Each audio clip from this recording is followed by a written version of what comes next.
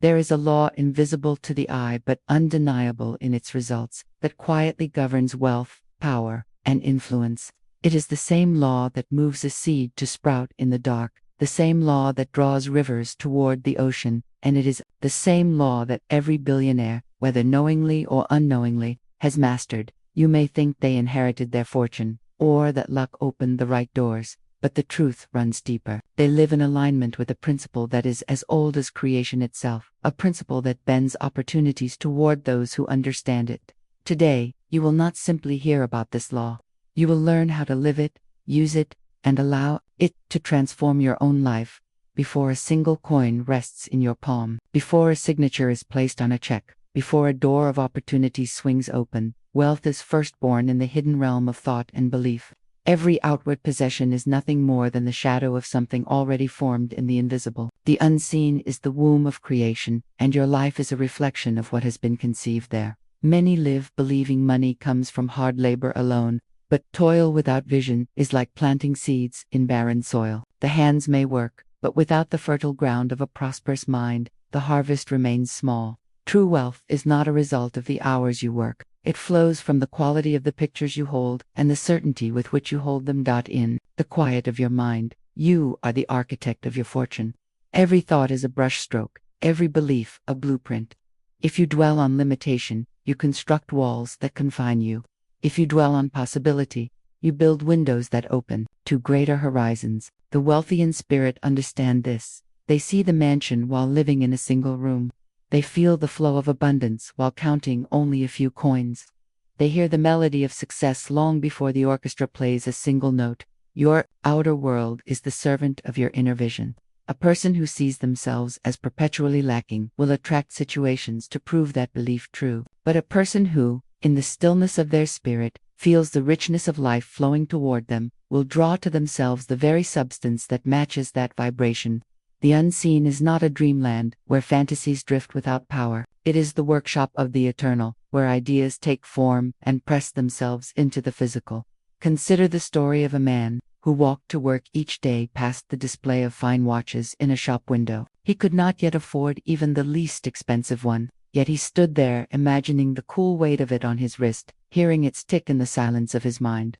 He carried that image faithfully, and in time, not only did the watch come into his possession, but so did the financial increase to buy far more than he once thought possible. The watch was not the prize, it was the proof that what is held in the unseen, with faith and feeling, must find its expression in the seen. Wealth begins in the unseen, but it does not remain there for the one who believes.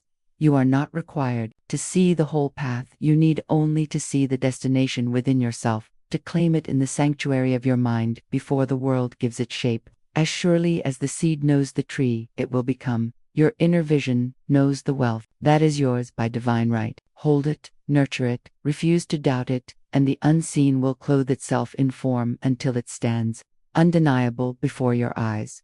Those who walk in abundance understand that every word they speak plants a seed in the garden of their future. They are careful gardeners, sowing only what they wish to see multiplied.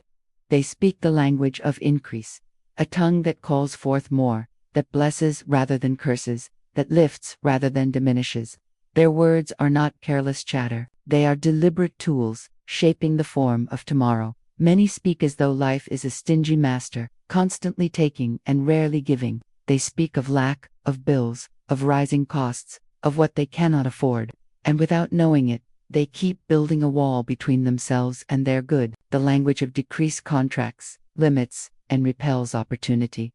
But the language of increase is magnetic. It calls forth resources, allies, and open doors. To speak the language of increase is to affirm what is wanted, not to magnify what is missing. Instead of saying, "I can't afford this," it says, "I am ready for the right provision." Instead of saying, "Business is slow," it says, "Business is preparing to overflow." This is not blind optimism. It is aligning speech with the creative law that multiplies what is acknowledged and expected.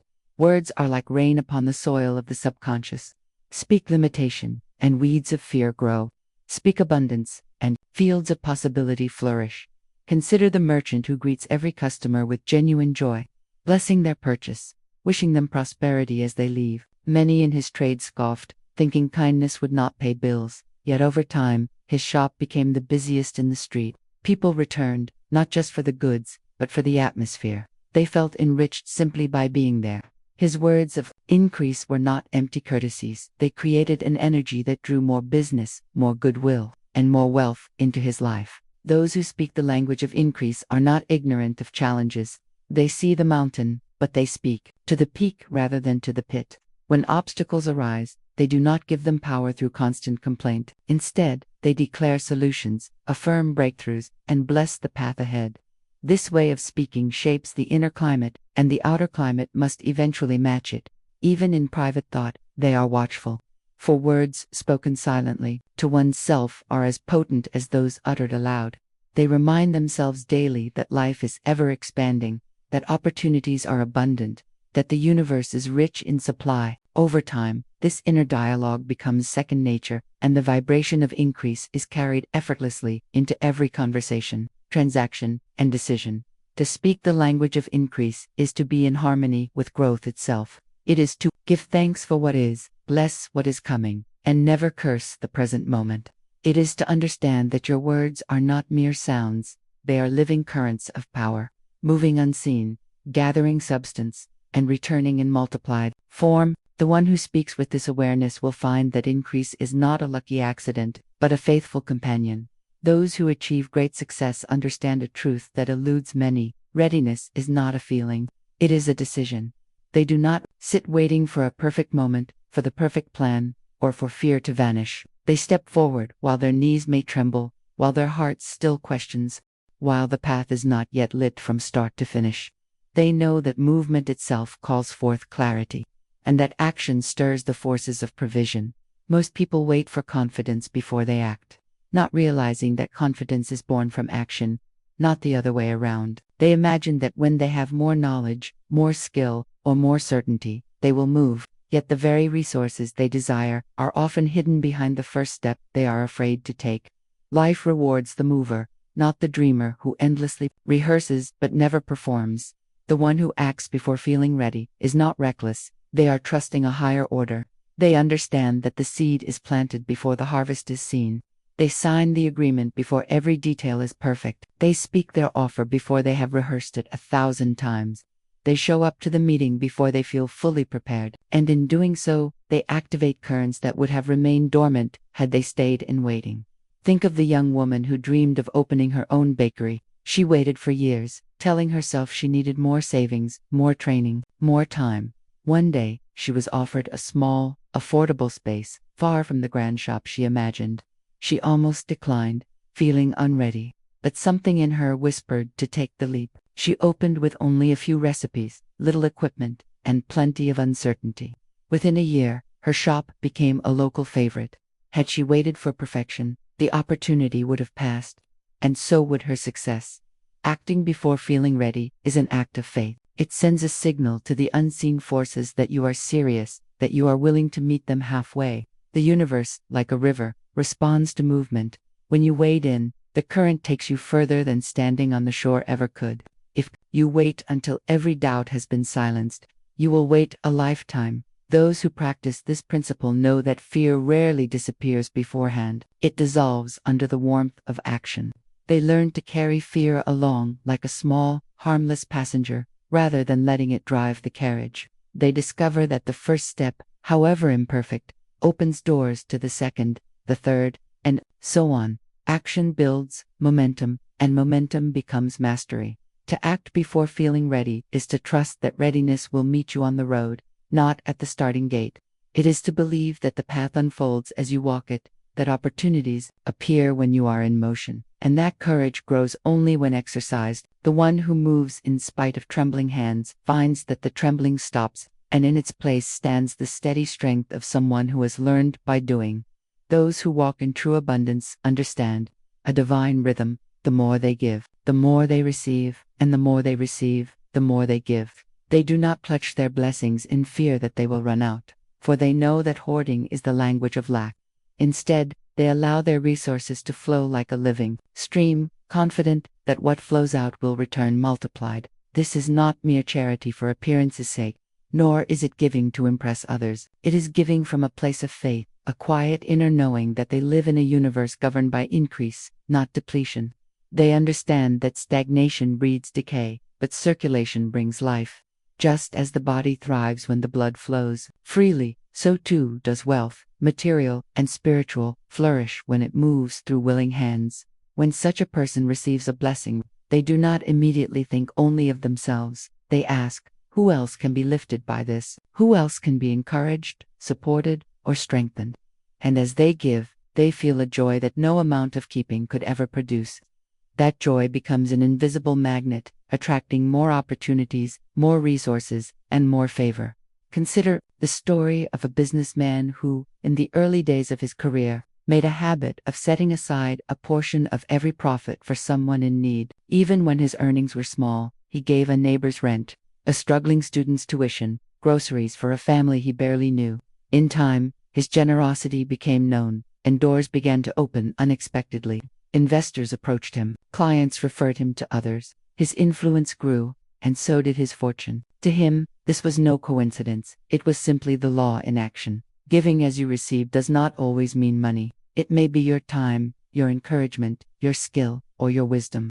It may be a word spoken at the right moment, a connection made for someone who needs it, or simply your presence when someone feels alone. The act itself sends a message to the unseen realm that you trust in an ever-renewing supply. Fear says, if I give, I may not have enough. Faith says, I cannot outgive the source that sustains me. Those who give as they receive live in the awareness that they are stewards, not owners, of their blessings. They hold their gifts with open hands, knowing that open hands can receive. Again, closed fists may protect what is inside, but they cannot take in anything new. The pattern is simple.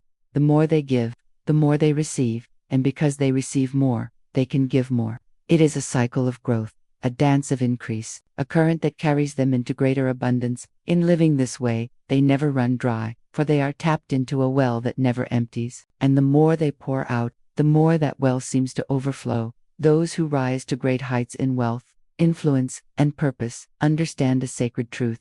The mind is a gate, and not every thought is welcome to enter. They know that the outer life is shaped by the inner life, and that every idea, belief, and image allowed to dwell within the mind becomes a seed that will one day bear fruit. They stand watch over their mental garden as carefully as a farmer guards his most fertile field. They do not allow weeds of doubt, fear, and limitation to take root, for they know that such growth can choke out the harvest of success. They are discerning, not in a spirit of paranoia, but with the awareness that thoughts are living forces. Every repeated thought is an instruction to the unseen powers that shape reality. When a negative voice tries to slip in, the voice that says you are not ready, you are not enough, this is impossible, they recognize it for what it is, an intruder at the gate. They do not debate with it or entertain it. They replace it swiftly with a thought of truth and strength.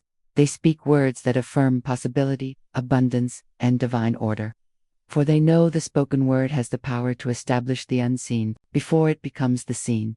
This guarding of the mind is not a single act, but a daily discipline. Just as a city guard does not leave the gates unattended because one day it was peaceful, they never assume that yesterday's victories secure today's mindset. They choose their reading carefully, their conversations wisely, and their environment deliberately. They surround themselves with voices and visions that uplift, inspire, and expand their belief in what is possible. Consider the life of a young woman who dreamed of building a global company.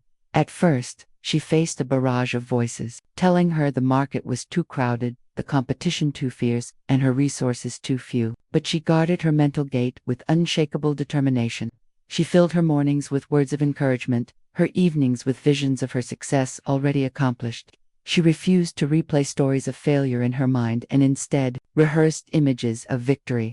Over time, what she saw within began to shape her outer reality, and her company grew beyond what anyone had predicted. To guard the gate of the mind is to take responsibility for the energy you allow in. It is to understand that what you consume mentally will eventually consume you if you do not choose it with intention. It is to refuse to let chance dictate your inner world, knowing that your inner world commands the outer.